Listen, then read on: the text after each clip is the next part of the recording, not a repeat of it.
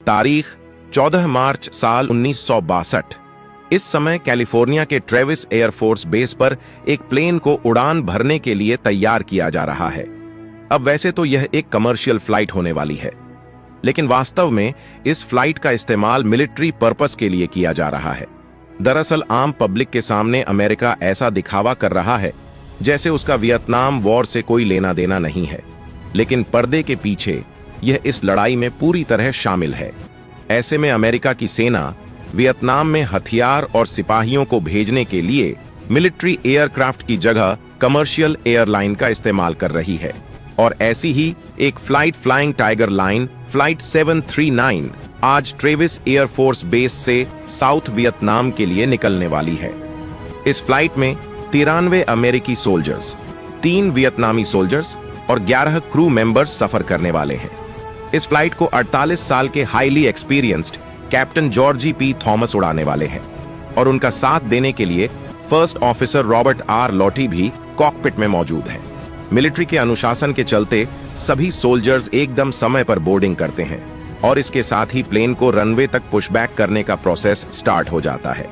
इसके बाद take off करने का क्लियरेंस मिलते ही पायलट प्लेन के इंजन ऑन कर देते हैं, जिनके स्टार्ट होते ही यह रनवे पर दौड़ने लगता है, और इस तरह रात के 9:45 के लोकल टाइम पर यह प्लेन कैलिफोर्निया से टेक ऑफ कर जाता है। इस लंबी फ्लाइट को रिफ्यूलिंग के लिए 1 या 2 नहीं बल्कि 4 जगह रुकते हुए जाना है, जहां इसका पहला स्टॉप ओवर होनोलुलु में, दूसरा वेक आइसलैंड एयरफील्ड में, तीसरा गुआम में और चौथा stopover Clark airbase Philippines में होने वाला है।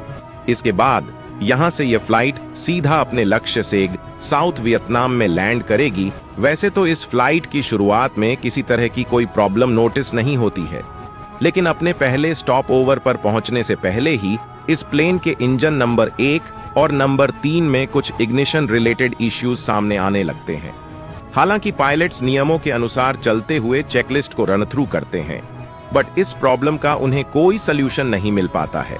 अब क्योंकि प्रशांत महासागर के बीचों बीच कुछ और नहीं किया जा सकता है, इसलिए पायलट्स होनोलुलु की तरफ अपना सफर जारी रखते हैं, और आखिरकार सुबह 7:44 के लोकल टाइम पर फ्लाइट 739 होनोलुलु इंटरनेशनल एयरपोर्ट में सही सलामत लैंड कर जाती है। इस एयरपोर्ट पर मौजूद मेंटेनेंस इंजीनियर्स इसकी इग्निशन प्रॉब्लम को सॉल्व करते हैं, और फिर रिफ्यूलिंग होने के बाद यह प्लेन सुबह 10:40 पर अपने अगले स्टॉप ओवर वेक आइसलैंड एयरफील्ड की तरफ निकल पड़ता है। लेकिन होनोलुलु में 3 घंटे मरम्मत करवाने के बाद भी पायलट्स को फिर से उन्हीं दोनों इंजन में वही सेम इग्निशन इश्यूज देखने को मिलते हैं। हालांकि पहले की तरह इस बार भी उनके पास कोई चारा नहीं होता, और वह अपना सफर जारी रखते हैं। इस तरह करीब 8 घंटे फ्लाई करने के बाद फ्लाइट 739 3:44 के लोकल टाइम पर अपने दूसरे स्टॉप ओवर वेक आइसलैंड पहुंच जाती है, और टाइम जोन में बदलाव होने की वजह से यहां दिन भी बदल चुका होता है। यानी अब 14 नहीं बल्कि 15 मार्च का दिन है। इंजीनियर्स प्लेन में रहे इग्निशन इश्यूज को सॉल्व करने की कोशिश करते हैं, और साथ ही प्लेन में मौजूद 4 स्टूडेंट्स की ड्यूटी यहां पूरी हो जाती है, जिनकी जगह दूसरी 4 स्टूडेंट्स ले लेती हैं। इस तरह सारा काम निपटने के बाद शाम के 5 बजे फ्लाइट 739 वेक आइसलैंड से निकल जाती है। इस बार इंजन में किसी तरह की इग्निशन प्रॉब्लम फेस नहीं होती, और प्लेन बहुत स्मूथली फ्लाई करते हुए रात के 9:14 पर अपने तीसरे स्टॉप ओवर गुआम पहुंच जाता है। हर बार की तरह ग्वाम में भी प्लेन का थोड़ा बहुत मेंटेन और कुछ छोटे मोटे चेक्स वगैरह होते हैं, और उसके बाद रिफ्यूलिंग स्टार्ट कर दी जाती है। सब काम निपटने के बाद रात के 10:57 पर फ्लाइट 739 अपने आगे के सफर के लिए गुआम से निकल जाती है। अब शेड्यूल के अनुसार इस प्लेन को अगले स्टॉप ओवर यानी क्लार्क एयरबेस फिलीपींस तक पहुंचने में 6 घंटे लगने वाले हैं, और अगर सब कुछ सही रहा तो यह फ्लाइट रात 3 बजे के लोकल टाइम पर यहां पहुंच चुकी होगी। प्लेन में 8.5 घंटे फ्लाई करने जितना फ्यूल मौजूद है, और पैसिफिक ओशियन के ऊपर मौसम भी ऑलमोस्ट साफ है, जहां कहीं कहीं पर हल्की फुल्की बारिश देखने को मिल रही है। साथ ही इस समय प्लेन दो अलग अलग सपोर्ट फैसिलिटी के कांटेक्ट में है, जिसमें पहला गुआम एटीसी है जो प्लेन के साथ रडार के थ्रू कांटेक्ट में है, और दूसरा है गुआम का इंटरनेशनल फ्लाइट सर्विस स्टेशन यानी IFSAs, जो रेडियो के जरिए प्लेन से कांटेक्ट बनाए हुए हैं। गुआम से निकलते ही कैप्टन IFSAs से कांटेक्ट करके उनसे अपने डिपार्चर स्टेटस की जानकारी मनीला, हांगकांग और कैलिफोर्निया से मौजूद फ्लाइंग टाइगर लाइन के ऑफिस तक पहुंचाने के लिए कहते हैं। हैरानी की बात यह है कि इस सफर के दौरान यह पहली बार था जब कैप्टन ने अपने डिपार्चर स्टेटस की इंफॉर्मेशन आगे भेजने के लिए कहा था, और उनके ऐसा करने की वजह आज तक पता नहीं चल पाई है। और गुआम से निकलने के करीब 1 घंटे बाद क्रू की तरफ से ATC को यह रिक्वेस्ट की जाती है कि उनका क्रूजिंग एल्टीट्यूड 10,000 फीट से बढ़ाकर 18,000 फीट कर दिया जाए। हालांकि ऐसा करने का कोई कारण नहीं दिया जाता, लेकिन ATC उनकी इस रिक्वेस्ट को एक्सेप्ट कर लेता है। इससे ठीक 3 मिनट बाद क्रू की तरफ से रिपोर्ट किया जाता है कि अब वह 11,000 फीट के एल्टीट्यूड को क्रॉस कर रहे हैं। इसके जवाब में गुआम ATC की तरफ से रिस्पांस आता है कि इस समय आप गुआम से पश्चिम की तरफ 100 मील की दूरी पर हैं और अब रडार सर्विस को बंद किया जा रहा है। यहां से इस प्लेन और इसकी लोकेशन को रडार से नहीं है, मतलब अब कोई भी ATC या ग्राउंड स्टेशन रडार के थ्रू इस फ्लाइट के कांटेक्ट में नहीं है, और अब इस प्लेन के साथ सिर्फ रेडियो के माध्यम से कांटेक्ट किया जा रहा है।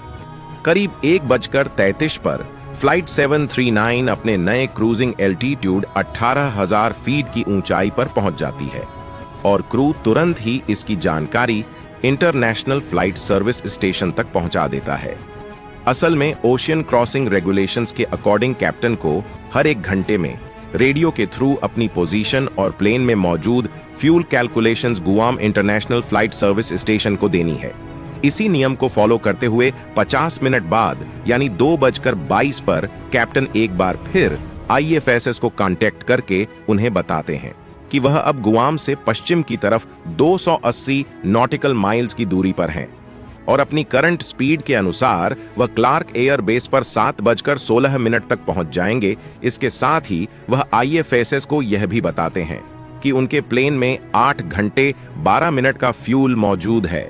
यह पूरी तरह से एक रूटीन कॉल थी, जिसमें प्लेन के अंदर किसी तरह की खराबी होने या पायलट्स को कोई मुश्किल होने का कोई इंडिकेशन नहीं था। लेकिन हैरानी की बात यह है कि 2:22 पर हुआ यह कन्वर्सेशन वह आखिरी बातचीत थी जो फ्लाइट 739 के साथ की गई, क्योंकि उसके बाद यह प्लेन गहरे महासागर के ऊपर से उड़ते हुए हमेशा के लिए गायब हो जाता है। रूटीन के अनुसार प्लेन के साथ IFSAs का अगला कम्युनिकेशन 3:30 पर होना है, लेकिन फ्लाइट 739 की तरफ से IFSAs के साथ कोई कांटेक्ट नहीं किया जाता है। ऑपरेटर कुछ देर तक 739 की कॉल का इंतजार करता है।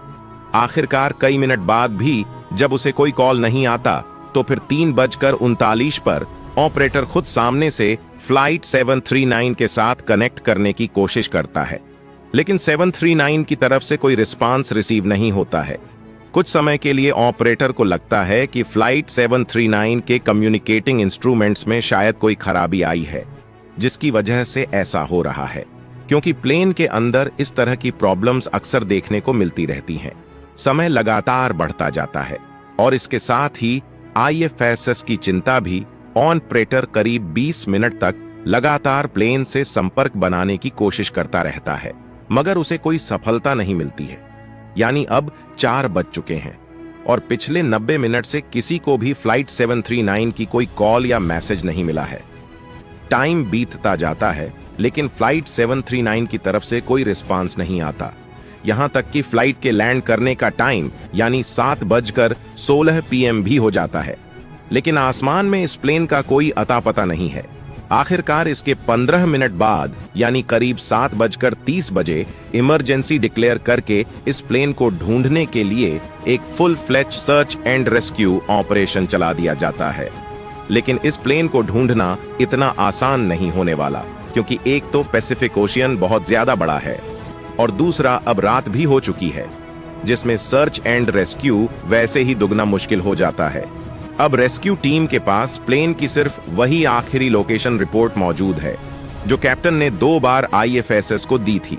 इसलिए इसी लोकेशन के इर्द गिर्द एक बड़े से गोल सर्कल में प्लेन की तलाश शुरू कर दी जाती है। इस समय प्लेन से आखिरी कांटेक्ट हुए 5 घंटे बीत चुके हैं और अगर यह प्लेन अभी भी सही सलामत है तो इसमें 3 घंटे और फ्लाई करने का फ्यूल मौजूद होगा।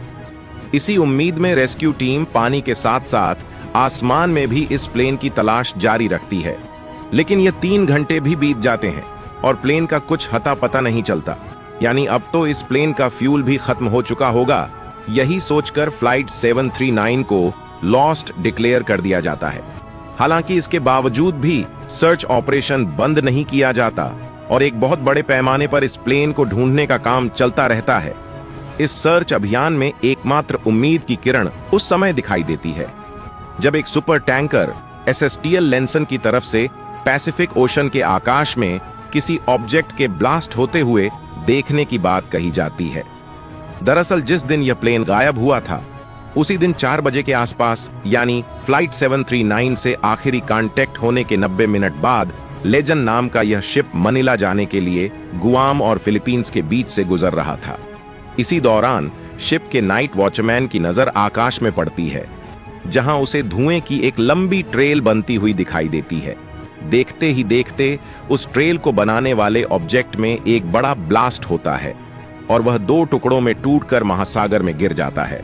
उनसे 17 मील की दूरी पर है यह नजारा अपनी आंखों से देखते ही लेंसन अपने रूटीन को छोड़कर तुरंत उस ऑब्जेक्ट की तरफ रेस्क्यू करने के इरादे से बढ़ जाता है।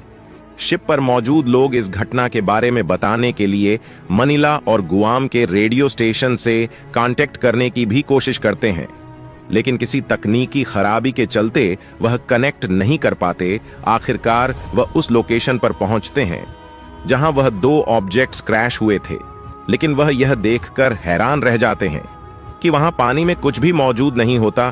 पानी पूरी तरह साफ होता है, उसमें किसी भी चीज के मौजूद होने का कोई निशान तक नहीं दिखाई देता। इसके बावजूद लेंसन शिप अगले 5.5 घंटे तक इस लोकेशन पर खोजबीन करता रहता है, मगर उसके हाथ ना तो कोई ऑब्जेक्ट और ना ही किसी प्लेन का कोई मलबा मिलता है। साथ ही इस घटना के बारे में कोस्ट गार्ड या US नेवी को बताने का उनका अटेम्प्ट भी सक्सेसफुल नहीं हो पाता है, जिसके चलते वह अपनी खोजबीन बंद करके वापस अपने रास्ते मनीला की तरफ लौट जाते हैं। आखिरकार कुछ घंटे के बाद लेंसन शिप इस घटना की जानकारी अपनी कंपनी तक पहुंचाने में कामयाब हो जाता है और उस कंपनी के जरिए यह इंफॉर्मेशन फ्लाइट 739 की तलाश कर रही मिलिट्री टीम तक पहुंच जाती है। इसके बाद सर्च टीम लेंसन की बताई उस लोकेशन और उसके इर्द गिर्द एक बड़े इलाके में तलाश करती है, मगर उन्हें यहां भी इस प्लेन के होने का कोई सुराग या सबूत नहीं मिल पाता है। हालांकि मिलिट्री ने यह वादा किया था कि वह इस प्लेन के मिलने तक इस खोज को जारी रखेंगे, लेकिन 8 दिन बीतने के बाद 23 मार्च के दिन इस खोज को यह कहकर बंद कर दिया जाता है कि समुद्र में इतने लंबे अरसे तक कोई भी जिंदा नहीं बचा होगा। ऐसे में अब सवाल यह उठता है कि प्लेन आखिर गया तो गया कहां? इसे जमीन खा गई या आसमान निकल गया या फिर सागर ने इसे अपने आगोश में ले लिया? एक प्लेन जिसमें 93 हाईली ट्रेड अमेरिकी सोल्जर्स मौजूद हो, उनका यूं अचानक से गायब हो जाना कोई छोटी बात नहीं थी। लेंसन शिप के नाइट वॉचमैन ने जो ऑब्जेक्ट ब्लास्ट होते हुए देखा वह फ्लाइट 739 ही थी। आपको बता दें, इस दिन अमेरिका का एक और प्लेन हादसा हुआ था जिसमें एक सोल्जर की मौत हो गई थी। अब एक दिन में 2 प्लेन के साथ हादसा हो जाना, इन्वेस्टिगेटरों को इसके पीछे कोई साजिश होने का शक पैदा होता है।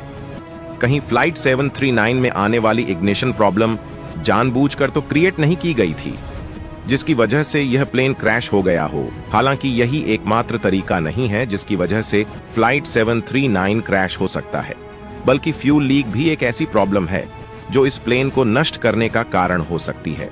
हो सकता है इस प्लेन का फ्यूल किसी तरह लीक हो गया हो और बादलों में बिजली के टकराने से इसमें आग लग गई हो। इन्वेस्टिगेटर्स ने इसी तरह और भी कई पॉसिबिलिटीज के बारे में सोचा और इस घटना को लेकर अलग अलग किस्म की कई थ्योरी बनाई गई, लेकिन वह कभी भी इस नतीजे पर नहीं पहुंच पाए कि एक्चुअल में फ्लाइट 739 के साथ क्या हुआ था। यह सवाल पिछले 62 सालों से आज भी वैसा का वैसा बना हुआ है और शायद इस रहस्य से कभी पर्दा नहीं हट पाएगा।